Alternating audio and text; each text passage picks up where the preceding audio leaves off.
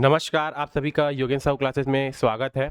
इससे पहले हमने व्याख्याता वाणिज्य के बहुत सारे टॉपिक का डेमो क्लास के रूप में अध्ययन किया। आज हम जो 2019 में व्याख्याता कॉमर्स का जो क्वेश्चन पेपर था, उसका एनालाइज करेंगे कि क्वेश्चन किस प्रकार से पूछे जा रहे हैं। जो व्याख्याता की एग्जाम है, अभी 2019 का करते हैं, इसके बाद जो 2023 का जो एग्जाम हुआ था उसका क्वेश्चन पेपर देखेंगे। तो सबसे पहले देखते हैं 2019 का जो एग्जाम हुआ था उसका अकाउंटिंग पोर्शन देख लेते हैं कि अकाउंटिंग पोर्शन में कैसे क्वेश्चन थे। उसके बाद वाणिज्य वाला देख लेंगे बीएसटी, और उसके पश्चात क्या देखेंगे, इकोनॉमिक्स। तो सबसे पहले देखते हैं अपन अकाउंटिंग पोर्शन। तो अकाउंटिंग पोर्शन में 2019 में पहला क्वेश्चन आया था, भवन का नगद क्रय किया। भवन का नगद क्रय करने से क्या होता है, लेखांकन समीकरण में मैं आपको पढ़ाया था कि कोई भी व्यवहार का दोनों पक्षों में क्या प्रभाव पड़ता है। ये आपका यूट्यूब में डेमो क्लास के रूप में डाला गया है, वहां आपको बताया गया है कि लेखांकन समीकरण में किसी भी व्यवहार का किस प्रकार से वो दोनों पक्षों को प्रभावित कर दिया है। तो यहाँ क्या बोला गया है, भवन का नगद क्रय। भवन का नगद क्रय होगा तो क्या हो जाएगा, इधर आएगा संपत्ति बराबर दायित्व धन पूंजी। अब संपत्ति में आपका एक भवन खुल जाएगा और एक रोकड़। अब देखो क्या हो रहा है, भवन का नगद में क्रय, तो भवन क्या हो जाएगा प्लस और रोकड़ क्या हो जाएगा माइनस। तो कुछ प्रभाव पड़ा क्या संपत्ति में, नहीं। तो कुल संपत्तियां अपरिवर्तित रहती है। इधर भी देख लेते हैं, कुल दायित्व घटते हैं, इधर कुछ हो रहा है क्या, नहीं। ये तो ओनली संपत्ति में ही हो रहा है, भवन आपका प्लस हो रहा है और रोकड़ माइनस हो रहा है। बाई द वे, एक एग्जांपल अगर 50,000 रहा होगा तो 50,000 प्लस और 50,000 माइनस, तो क्या हो गया, बराबर हो गया। मतलब संपत्ति पक्ष क्या हो रहा है, अपरिवर्तित हो रहा है। तो ये इसका आंसर क्या हो जाएगा, यही हो जाएगा। क्योंकि देखो कुल दायित्व तो घटते हैं, ये तो कुछ हो ही नहीं रहा है, तो ये गलत, ये ऑप्शन गलत आपका। सी, कुल दायित्व तो बढ़ते हैं, दायित्व कुछ हो ही नहीं रहा है, तो बढ़ भी नहीं रहा है ना घट भी नहीं रहा है। और कुल संपत्तियां घटती है, संपत्तियां घट नहीं रही है, इक्वल हो रही है। क्योंकि एक बार भवन माइनस होगा और वही अमाउंट सेम रोकड़ में माइनस हो जाएगा, भवन में प्लस होगा और रोकड़ में माइनस होगा। तो इसका आंसर हो जाएगा आपका कुल संपत्तियां अपरिवर्तित होती है। इसको मैंने लेखांकन समीकरण वाला जो आपको पार्ट बनाया गया है उसमें बहुत ही अच्छे से समझाया हूं कि रेखांकन समीकरण में कोई भी व्यवहार होता है तो किधर प्लस होता है किधर माइनस होता है। आगे सेकंड क्वेश्चन देखते हैं। सेकंड क्वेश्चन दिया है, एक गैर व्यापारिक संस्था चिट्ठा बनाने के पूर्व तैयार करती है। आपको पता होना चाहिए, जब गैर व्यापारिक संस्था बनाया जाता है तो वो क्या बनाती है, प्राप्ति एवं भुगतान खाता बनाती है, प्राप्ति एंड भुगतान खाता। उसके बाद आय व्यय खाता बनाती है, आय व्यय खाता। उसके बाद क्या बनाती है, चिट्ठा। चिट्ठा को स्थिति विवरण भी बोला जाता है, याद रखिएगा, स्थिति विवरण। तो देखिए क्वेश्चन में क्या पूछा है, एक गैर व्यापारिक संस्था चिट्ठा बनाना, चिट्ठे बनाने के पूर्व तैयार करती, मतलब चिट्ठा बनाने के पूर्व यहाँ क्या बना रहा है, आय व्यय खाता। तो देख लेते हैं, ऑप्शन तलपट नहीं, लाभ हानि खाता नहीं, प्राप्ति भुगतान खाता यहाँ आ रहा है, प्राप्ति भुगतान खाता के बाद आय व्यय, आय व्यय के बाद चिट्ठा। तो प्राप्ति भुगतान खाता भी नहीं बन रहा है, आय व्यय खाता बन रहा है। जब गैर व्यापारिक संस्था बनाती है तो आय व्यय खाता बोला जाता है, लेकिन व्यापारिक संस्था बनाती है तो उसी को क्या बोला जाता है, लाभ हानि खाता बोला जाता है। आशा करता हूं ये सेकंड क्वेश्चन आपको समझ आया होगा। आगे आते हैं थर्ड क्वेश्चन।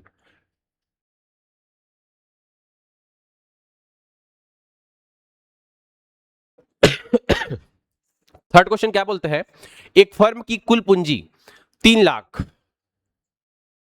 एक फर्म की कुल पूंजी कितना बोलता है, 3 लाख, तथा इसका औसत वार्षिक लाभ 35,000। औसत वार्षिक लाभ कितना है, 35,000। यहां लिख देता हूं, औसत वार्षिक लाभ, औसत वार्षिक लाभ कितना दिया है, 35,000। यहां लिख दूंगा 35,000। और कुल पूंजी कितना दिया है, यहां लिख दूंगा पूंजी कुल कितना, 3 लाख। यहां लिख दिया 3 लाख। उसके बाद क्या बोलते हैं, व्यवसाय में लाभ की सामान्य दर 8%। लाभ का सामान्य दर 8%, तो लाभ का सामान्य दर निकाल लेता हूं मैं, सामान्य लाभ निकाल लेते हैं अपन, सामान्य लाभ 3 लाख, 10,000 10,000 लाख इंटू 8/100, 0,0,0,0, 8 दिया 24, कितना निकल गया, 24,000। तो ये मेरा क्या है, सामान्य लाभ। औसत लाभ मेरा कितना है, 35,000। दोनों को माइनस करते हैं तो हमारा क्या निकल जाता है, अधिलाभ। तो अधिलाभ बराबर कितना निकल जाएगा, 35,000 माइनस 24,000। तो कितना निकल गया, 6 और 5 11,000। अधिलाभ ये निकला। क्रय वर्ष कितना दिया आपका, 3 गुने के बराबर, तो 3 से गुणा कर दो, 11,000 गुणे 3, तो आपका क्या निकल गया, 33,000।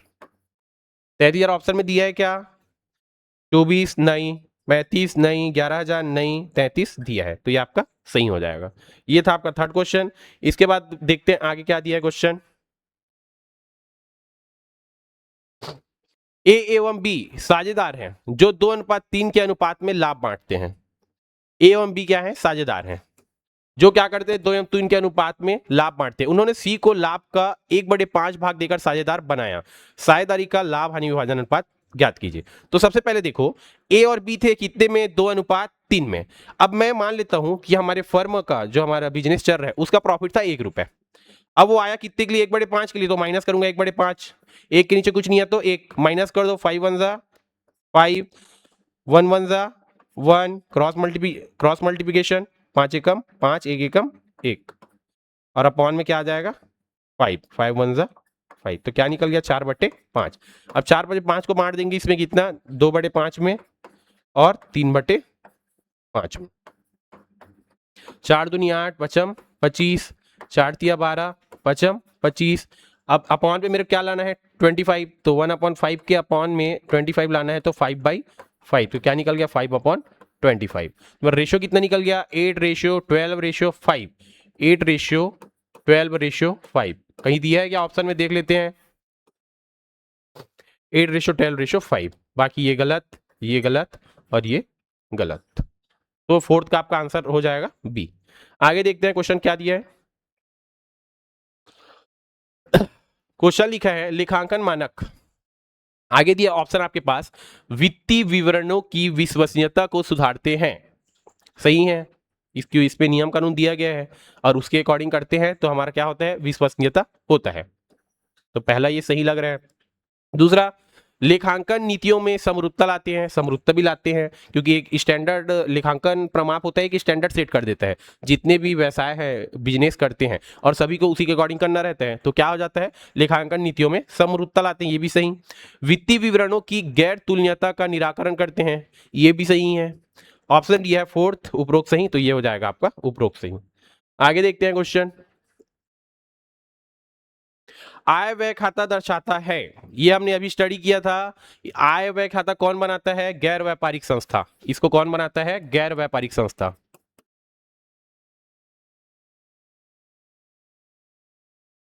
और आय व्यय खाता के पहले क्या बनता है? प्राप्ति एवं भुगतान खाता।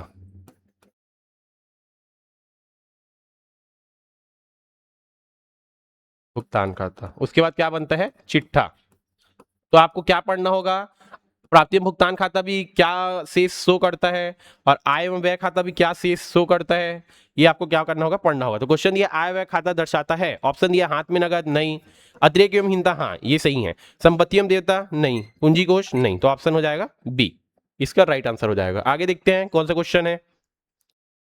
क्वेश्चन दिया है 7। 7 क्या बोलता है?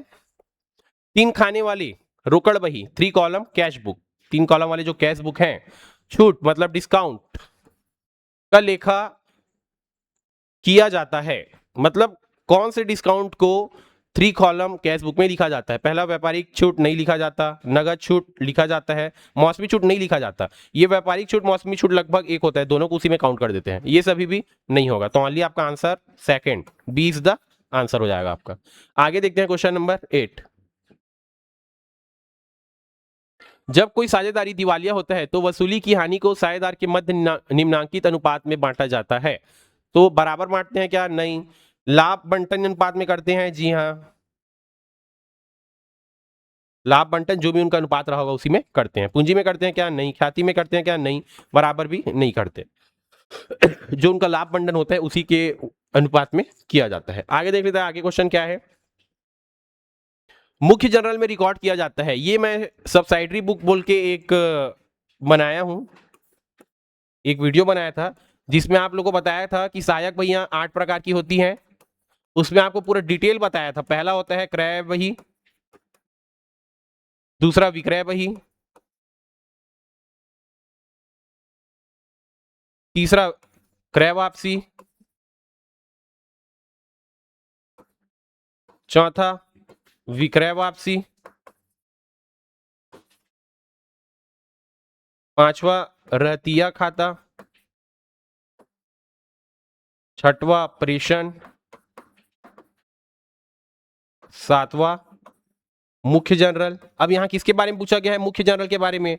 तो मैंने आपको बताया था कि क्रय वही में उधार क्रय का किया जाता है, विक्रय में उधार विक्रय का, क्रय वापसी में जो क्रय वापसी होता है उसका, विक्रय वापसी में विक्रय वापसी का, रहतिया में जो बचे हुए माल है उसका, और प्रेषण में जो प्रेषण में भेजा जाता है उसमें, और मुख्य जनरल में जो बताया था कि ये जो सब में लिखने से जो बच जाता है वो सबको कहां लिखा जाता है? मुख्य जनरल में। तो ऑप्शन क्या क्या दिए हैं?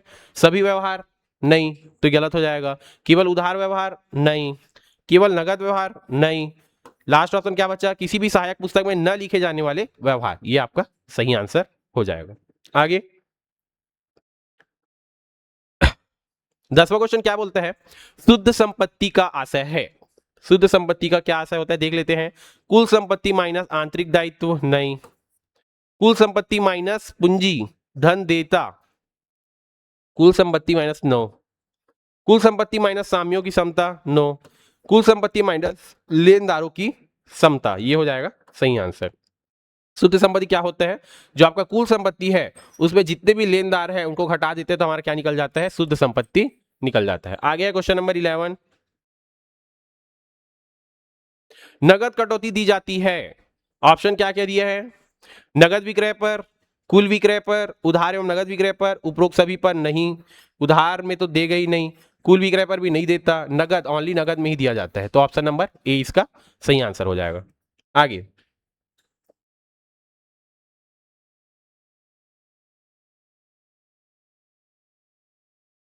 आगे क्वेश्चन नंबर 12 बोलता है ब्याज को संपत्ति खाते में विकलित डेबिट किया जाता है। अब देख लेते हैं कि इसमें ऑप्शन दिया है क्रमागत ह्रास पद्धति, वार्षिक विधि में, ह्रास कोष विधि में, इनमें से कोई नहीं। तो इसका आंसर होगा वार्षिकी विधि में। क्वेश्चन नंबर 12 का आंसर हो जाएगा वार्षिकी विधि में। क्वेश्चन नंबर 13 देख लेते हैं। क्वेश्चन नंबर 13 क्या बोलते हैं? प्राप्ति भुगतान खाता दर्शाता है आय एवं व्यय नहीं, आय एवं व्यय नहीं दर्शाता, संपत्ति एवं दायित्व नहीं दर्शाता, नगद एवं उधार शेष नहीं दर्शाता, उधार तो दर्शाता ही नहीं है, नगद एवं बैंक शेष आंसर हो जाएगा। आगे देख लेते हैं क्वेश्चन क्या बोलते हैं। क्वेश्चन नंबर 14 निम्नलिखित में से कौन सा एप्लीकेशन सॉफ्टवेयर नहीं है? टैली है, कॉमर्स के बारे में पढ़ा जाता है, वर्ड प्रोसेसिंग सॉफ्टवेयर है, प्रेजेंटेशन सॉफ्टवेयर है, कंपाइलर नहीं है, क्योंकि इसमें कंपाइल किया जाता है। तो ये आपका गलत हो जाएगा, कंपाइलर, और सही आंसर हो जाएगा डी। क्योंकि आपको क्या पूछा? नहीं है नहीं पूछा गया, क्या है? नहीं है पूछा गया। आगे देखते हैं क्वेश्चन नंबर 15।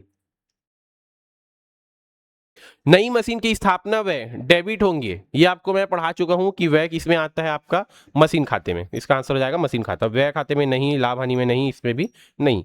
आगे क्वेश्चन नंबर 16 दिया गया है ABC 4:3:2 के अनुपात में लाभ का विभाजन करते हुए साझेदार है। डी को भविष्य के लाभ में 1/3 हिस्से के लिए प्रवेश दिया जाता है। त्याग का अनुपात क्या होगा? अब देखिए ABC का अनुपात क्या दिया गया है? 4:3:2 के अनुपात में लाभ का विभाजन करते हुए साझेदार है। डी को भविष्य के लिए लाभ में 1/3 के हिस्से के लिए प्रवेश दिया जाता है। त्याग का अनुपात ज्ञात करो। देखो आपका एक ही अनुपात दिया गया है पुराना, और इसका नया अनुपात नहीं दिया गया है। ऐसे कंडीशन में क्या होता है? ये सेम अनुपात ही उसका क्या हो जाता है? त्याग अनुपात हो जाता है। तो इसका आंसर क्या हो जाएगा? Option number B. बाकी ये गलत हो जाएगा, सी गलत हो जाएगा, डी गलत हो जाएगा। आगे देखते हैं आगे क्या दिया है। क्वेश्चन नंबर 17 बोनस अंशों की मूल्यांकन में बोनस अंशों की संख्या सम्मिलित होगी। आपको याद होना, पता होना चाहिए कि जो बोनस अंश है वो ओनली समता अंशधारियों को दिया जाता है, पूर्वा अंशधारियों को नहीं दिया जाता। समता अंश को दिया जाता है, जो समता अंशधारी है उनको दिया जाता है, पूर्वाधिकार को नहीं दिया जाता है। तो ऑप्शन देख लेते हैं। समता अंशों की संख्या में, पूर्वाधिकार अंशों की संख्या में पूर्वाधिकार को नहीं दिया जाता, समता एवं पूर्वाधिकार दोनों आ गया, मतलब ये भी नहीं होगा, इनमें से कोई नहीं होगा, समता अंश वाली राइट आंसर हो जाएगा। आगे देखते हैं क्वेश्चन नंबर 18। क्वेश्चन नंबर 18 क्या बोला गया है? निम्नलिखित में से कौन से वित्तीय विवरण की स्थिर फोटोग्राफी से तुलना की जाती है? स्थिर कौन रहता है भाई? नाम से ही स्पष्ट हो रहा है, स्थिति विवरण, जिसे चिट्ठा भी बोला जाता है, बैलेंस शीट। स्थिति विवरण, बैलेंस शीट, बैलेंस शीट। और ये आपका रोकड़ प्रवाह, ये क्या होता है? चलचित्र, इसको चलचित्र कहा जाता है। रोकड़ प्रवाह विवरण, फंड फ्लो विवरण, इसको चलचित्र कहा जाता है, क्योंकि ये आपको चलते हुए गतिमान रूप में दिखते हैं, रोकड़ का जो फ्लो है उसको दिखाया जाता है, तो इसको क्या बोलेंगे, चलचित्र। और जो स्थिति विवरण है उसको क्या बोला जाता है, स्थिर फोटोग्राफी। एक जगह स्थिर है क्योंकि आपका एकदम एग्जैक्ट आपका जो संस्था है उसका वित्तीय स्थिति का बहुत ही एग्जैक्ट आपको जानकारी देता है। आगे देखते हैं क्वेश्चन नंबर 19 क्या बोलता है, यदि पूर्वाधिकार अंशों पर लाभांश घोषित किया जा चुका है किंतु भुगतान नहीं किया गया तो समापन पर लाभांश का भुगतान किया जाता है। ऑप्शन आपका दिया है लाभांश की बकाया राशि के रूप में, जी हाँ, लाभांश का बकाया के रूप में किया जाता है क्योंकि लाभांश दिया नहीं, घोषणा कर दिए हैं, नहीं दिया मतलब बकाया के रूप में ही किया जाएगा, ये आंसर सही हो जाएगा। आगे देख लेते हैं, ऋण के रूप में नहीं, पूर्वाधिकार देनदार के रूप में नहीं, उपरोक्त में से कोई नहीं, ये भी नहीं, तो answer number A is the right answer.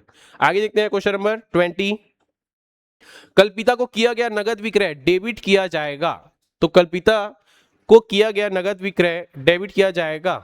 नगद विक्रय किए हैं, नगद विक्रय करने पे मैं आपको बताया हूं रोकड़ खाता क्या हो जाता है, विकलन। रोकड़ खाता विकलन, और हमेशा विक्रय खाता से होता है विक्रय होने पर, तो क्या आ जाएगा, विक्रय खाता से। तो रोकड़ खाता क्या हो रहा है, विकलन। ऑप्शन में दिया है क्या, देख लेते हैं, रोकड़ खाता में सही, क्योंकि विकलन का बात किया गया ना, डेबिट पूछा गया है, क्रेडिट पूछता तो ये विक्रय आ जाता, डेबिट पूछा है मतलब क्या आ जाएगा आपका, रोकड़ खाता में। विक्रय गलत हो जाएगा, आहरण गलत हो जाएगा, कल्पिता के खाते में गलत हो जाएगा। ये जब उधार बोलता, उधार विक्रय होता, तब आपका ऑप्शन नंबर डी सही हो जाता, क्योंकि आपका क्या बोला है, नगद, नगद होने पर क्या लिखा जाता है, रोकड़ खाता। तो कंफ्यूज ना होइएगा, अभी आगे जो एग्जाम होने वाला है उसमें आपको ये पूछ सकते हैं कि उधार किया, तो आपको आंसर पता होना चाहिए नाम, अगर उधार हुआ तो नाम, चाहे क्रय हो या विक्रय। और क्रय खाता हमेशा विकलन होता है और विक्रय खाता हमेशा क्या होता है, समाकलन। आगे देखते हैं क्वेश्चन नंबर 21। क्वेश्चन नंबर 21 क्या बोलते हैं, किसी साझेदार की व्यक्तिगत संपत्ति का आधिक्य फर्म के लिए प्रयुक्त हो सकता है। मतलब कोई भी साझेदार है तो उसका जो व्यक्तिगत जो उसके पास संपत्ति है वो कब प्रयुक्त हो सकती है, तो ये कब प्रयुक्त हो सकती है, जब हमारे फर्म का संपत्ति क्या हो, कम हो, किससे, दायित्व से, दायित्व से कम हो, मतलब माइनस हो संपत्ति, किससे, दायित्व से, और ये प्लस में हो, तो ऐसे कंडीशन में क्या किया जाता है, साझेदार की व्यक्तिगत संपत्ति के आधिक्य का प्रयुक्त किया जाता है। तो ऑप्शन में कोई ऐसा दिया है, देख लेते हैं, जब फर्म की संपत्ति फर्म के दायित्व से अधिक हो, अधिक नहीं भैया, कम होना चाहिए, तो ये गलत हो जाएगा। जब फर्म की संपत्ति फर्म के दायित्व से कम हो, ये सही, क्योंकि मैं क्या बोला, संपत्ति का फर्म के दायित्व से क्या होना चाहिए, कम होना चाहिए। आगे सी क्या बोला है, जब फर्म की संपत्ति फर्म के दायित्व के बराबर हो, बराबर नहीं, जब अन्य साझेदार की इच्छा हो, नहीं, तो answer number B is the correct answer. आगे देखते हैं क्वेश्चन नंबर 22, इन खातों में से कौन नाम शेष दिखाता है, तो देख लेते हैं, मशीन खाता आपका दिखाता है, छूट स्वीकृत, छूट स्वीकृत मतलब आपका हानि है, आप छूट में स्वीकृति दिए मतलब ये भी दिखाएगा, मजदूरी खाता भी दिखाता है, तो ये सभी option number D is the सही आंसर।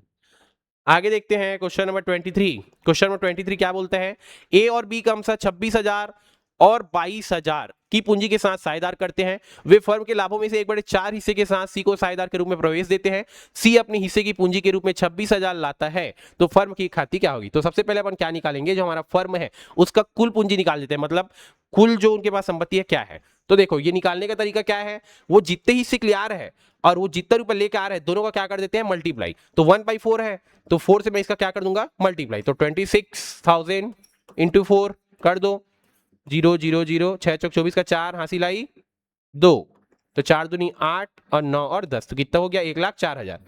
अब इधर देख लेते हैं भाई, इसका 26,000, इसका 22,000 और इसका 26,000, तीनों को जोड़ देते हैं और इसे माइनस कर देते हैं, तो क्या निकल जाएगा, गुप्त ख्याति, जिसे बोलते हैं हिडन गुडविल। तो यहां मैं जोड़ देता हूं 26,000 धन 22,000 और धन क्या दिया गया है, 26,000, 0 0 0, 6 दूनी 12, 2 14 का 4 हासिल आई 1, 6 और 1 7, तो 74,000 माइनस कर देता हूं मैं, कर दो माइनस, 0 0 0, 4 में 4 गया 0, 10 में 7 गया, बचा 3। कोई ऑप्शन में दिया है क्या, 30,000 देख लो, ऑप्शन नंबर सी, तो सी क्या हो जाएगा, करेक्ट आंसर। गुप्त ख्याति निकालने का नियम आपको याद रखना है, जितने भी हिस्से के लिए आ रहे हैं उसको जितना भी रुपया लेकर आ रहा है दोनों को मल्टीप्लाई कर देना, और जो भी साझेदार है उनके पूंजी को जोड़ देना और दोनों को माइनस कर देना, तो आपका हिडन गुडविल गुप्त ख्याति निकल जाएगा। ये क्वेश्चन अभी नवंबर में जो एग्जाम होने वाला है उसमें भी पूछा जा सकता है, बस आपका थोड़ा बहुत हेर फेर कर देगा। तो आगे देखते हैं क्वेश्चन नंबर 24। क्वेश्चन नंबर 24 क्या बोलते हैं, यदि तलपट का मिलान नहीं होता तब लेखापाल खोलता है, क्या खोलता है, आहरण खाता नहीं खोलता, ये आहरण करने पर खोला जाता है, पूंजी खाता नहीं खोलता, नाम मात्र का खाता नहीं खोलता, वो खोलता है संदिग्ध खाता। ये B is the right answer. आगे देखते हैं, आगे क्या बोला गया है, एक बैंक से अन्य बैंक में राशि हस्तांतरित करने के लिए किस प्रकार के वाउचर का उपयोग किया जाता है, जनरल नहीं किया जाता, सेल्स नहीं किया जाता, भुगतान नहीं किया जाता, कॉन्ट्रा किया जाता है। आगे है क्वेश्चन नंबर 26, विक्रय बही के कुल योग की खतौनी की जाती है, ऑप्शन क्या क्या दिए हैं, देनदार खाता के नाम नहीं, देनदार खाता नाम नहीं, विक्रय खाता के जमा, विक्रय खाता के नाम नहीं आएगा। आगे देखते हैं क्वेश्चन नंबर 27, क्वेश्चन नंबर 27 क्या बोलते हैं, साझेदारों की लाभ हानि का बंटवारा किया जाना चाहिए, ये मैं जब आपको साझेदारी संलेख पढ़ा रहा था, पार्टनरशिप डीड, तो इसके बारे में मैंने बताया था। आपको क्या बताया किया कि अगर साझेदारी संलेख ना हो तो कैसे बांटा जाता है, बराबर, चाहे कोई कितना भी पूंजी लगाए। तो यहाँ क्या बोला गया है, साझेदारी लाभ हानि का बंटवारा किया जाना चाहिए पूंजी के अनुपात में, अगर उल्लेख होगा साझेदारी संलेख में तो सही है, बराबर बराबर, अगर साझेदारी संलेख में है तो साझेदारी संलेख के अनुसार यही जो साझेदारी संलेख में होगा वैसे ही क्या करेंगे, वो बांटेंगे, चाहे साझेदारी संलेख में पूंजी के बराबर अनुपात में हो या बराबर हो, चाहे 1:2:3 हो या जो भी हो, साझेदारी संलेख में जो लिखा होगा उसी के अकॉर्डिंग होगा। और अगर साझेदारी संलेख नहीं है तो कैसा हो जाएगा, बराबर। यहां से भी क्वेश्चन बन सकते हैं, तो ये पॉइंट को आप याद रखिएगा। आगे दिया है क्वेश्चन नंबर 28, राम ने 1 मार्च 2019 को श्याम को 500 का माल बेचा, वह अपनी पुस्तकों में लेखा करना पूर्णतः भूल गया, यह त्रुटि है, गणिती तो नहीं है, सिद्धांत संबंधी भी नहीं है, क्षतिपूरक भी नहीं है, भूल चूक, भूल हो गया भाई, भूल हुआ मतलब भूल चूक संबंधी गलती है, तो 28 का आंसर नंबर ए हो जाएगा। आगे देखते हैं क्वेश्चन नंबर 29, निम्न अशुद्धियों में से कौन तलपट द्वारा प्रकट नहीं होता है, तो देखो क्षतिपूरक, इसमें अंक संबंधी होता है, आपको याद रखना है, तलपट जिसको ट्रायल बैलेंस बोलते हैं, इसको बोलते हैं ट्रायल बैलेंस।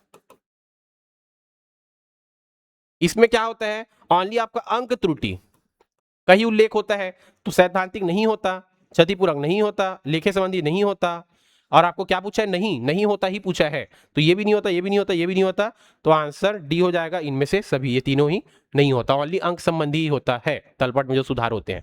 अब देख लेते हैं आगे क्वेश्चन नंबर 30, क्वेश्चन नंबर 30 क्या बोलता है, लेखांकन सूचनाओं के उपयोगकर्ता में शामिल होता है, कर्मचारी इसका उपयोग कर सकते हैं, जी हाँ कर सकते हैं, विनियोजक कर सकते हैं, सरकार कर सकते हैं, तो उपरोक्त सभी, डी का क्या हो जाएगा, सही आंसर हो जाएगा। उसके बाद देखते हैं क्वेश्चन नंबर 31, पुनर्मूल्यांकन पर हुए लाभ अथवा हानि को अंतरित किया जाता है, ऑप्शन क्या क्या दिया है, नए साझेदारों के पूंजी खाते में, पुनर्मूल्यांकन, पुनर्मूल्यांकन कब होता है, जब रेशियो चेंज होता है या कोई नया साझेदार आता है या कोई पुराना साझेदार जाता है, तो ऐसे कंडीशन क्या होता है, पुनर्मूल्यांकन, जिसको रिवॉल्यूशन अकाउंट बोलते हैं, वो बनाया जाता है। तो क्वेश्चन क्या पूछ रहे हैं, पुनर्मूल्यांकन पर हुए लाभ अथवा हानि को अंतरित किया जाता है नए साझेदार के पूंजी खाते में, निवृत्त साझेदार के पूंजी खाते में, पुराने साझेदार के में किया जाता है, इसमें नहीं किया जाता, इसमें नहीं किया जाता, तो answer number C is the right answer of 31 question. आगे देखते हैं क्वेश्चन नंबर 32, क्वेश्चन नंबर 32 क्या बोलता है, बैंक से लिए गए ऋण के लिए ऋण पत्रों का सहायक प्रतिभूति के रूप में निर्गमित किए जाने पर किस खाते को डेबिट किया जाएगा, तो बैंक खाता को नहीं किया जाता, बैंक ऋण खाता नहीं, ऋण पत्र खाता नहीं, ऋण पत्र संदिग्ध खाता, ये आपका करेक्ट आंसर है, तो आंसर नंबर डी सही हो जाएगा। आगे है क्वेश्चन नंबर 33, क्वेश्चन नंबर 33 क्या बोलता है, तत्काल ऋण चुकाने पर मिलने वाला छूट कहलाता है, व्यापारिक छूट नहीं कहलाता, छूट का त्वरित भुगतान नहीं कहलाता, नगद छूट कहलाता है, भारी छूट नहीं कहलाता, तो आंसर आपका सी नगद छूट, जिसे बोलते हैं इंग्लिश में कैश डिस्काउंट, ये आपका सही आंसर हो जाएगा। आगे है क्वेश्चन नंबर 34, क्वेश्चन नंबर 34 क्या बोलता है, परीक्षा सूची में उल्लेखित अदत्त व्यय दर्शाया जाएगा, परीक्षा सूची में उल्लेखित अदत्त व्यय दर्शाया जाएगा, चिट्ठे के दायित्व पक्ष में जी हाँ, व्यापार खाता के डेबिट में नहीं, एक सही हो चुका है, मतलब बाकी आंख मूंद के गलत हो जाएगा, नहीं होगा तो क्वेश्चन में कहीं ना कहीं गड़बड़ होगा। आगे क्वेश्चन नंबर 35, क्वेश्चन नंबर 35 क्या बोलता है, वैधानिक व्यय से इसका निर्माण आवश्यक है, वैधानिक रूप से इसका निर्माण, किसका निर्माण वैधानिक रूप से आवश्यक है, पूंजीगत संचय का नहीं है, आयगत संचय नहीं है, कोष का नहीं है, लेकिन आयोजन करना बहुत ज्यादा जरूरी है वैधानिक रूप से, तो क्वेश्चन नंबर 35 का आंसर हो जाएगा आयोजन। तो इस तरीके से हमने जो 2019 में अकाउंट के 35 क्वेश्चन थे उसको सॉल्व किया, और ऐसे ही टाइप के क्वेश्चन आपके 2023 में भी पूछे गए थे, उसको भी हम आगे के क्लास में और लेके आएंगे, उसमें आपको सॉल्व करेंगे। ये था आपका अकाउंटिंग पोस्टर का सॉल्व, और आगे बनाएंगे बीएसटी का देखेंगे, इको का देखेंगे, तो बहुत ज़्यादा लंबा हो जाएगा वीडियो, तो वीडियो लंबा होने पर देखने में भी मज़ा नहीं आता। तो यहीं तक आज क्लास समाप्त करते हैं। और अगर आपको ये जो टॉपिक दिया गया है, 4 ऑप्शन दिए गए हैं, तो मैं अभी इस क्लास में क्या बताया, ओनली जो आंसर है उसका बताया और उसी को क्या किया, डील किया। और अगर आपको ये जो ऑप्शन और दिए गए हैं बी, सी और डी, इनका भी डिटेल स्टडी करना है, 2019 में हुआ, 2023 में, और जो पीवाईक्यूज उनको मैं लेके आऊंगा, और उसमें जो सही आंसर उसको छोड़ के जो और 3 ऑप्शन है उनका भी आपको डिटेल स्टडी करना है, तो हमारा कोर्स परचेज करें। हमारा कोर्स परचेज करने के लिए आपको 10 अप्रैल तक डिस्काउंट मिल रहा है, तो 10 अप्रैल के पहले ले लें, डिस्काउंट का फायदा उठाएं। 10 अप्रैल के बाद लोगे तो डिस्काउंट नहीं मिल पाएगा, और बहुत ही अच्छे से तैयारी कराया जा रहा है, तो जल्द से जल्द कोर्स परचेज करें। अधिक जानकारी के लिए आप इस नंबर पर संपर्क कर सकते हैं 8770123687। आज का क्लास यहीं समाप्त करते हैं, और हमारा कोर्स परचेज करने के लिए इस नंबर पर डायल करें। धन्यवाद।